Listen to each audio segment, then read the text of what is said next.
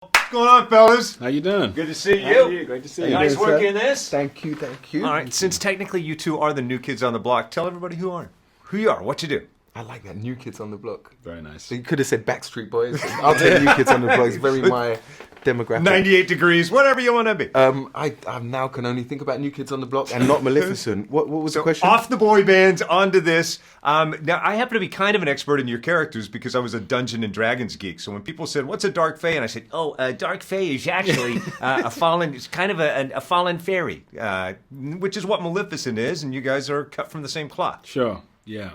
And your character specifically, kind of giving her some guidance. Exactly. Yeah. That one of the things that we were talking about as we were developing the character, and Connell in particular, was just trying to figure out how to differentiate all of the different dark fae, how to make them, just to create all of these very individual characters and characteristics, and so how we'd give Connell like all of his authority, but his kind of warrior status as well, and then this wisdom.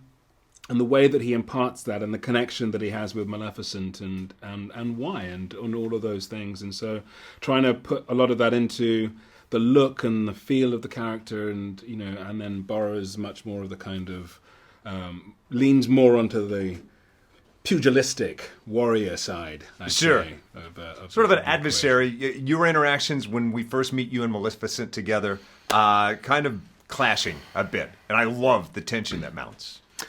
Yeah, I think it's interesting the way that they explored, or we explored, the different reactions that you can have to conflict and to being attacked. Right. And we have very different approaches, even if both of us want the same thing, which is essentially our people to be left alone and to be able to continue our years of cultural history and identity. When we meet Maleficent, we do both feel very differently about how she can be used and for our gain.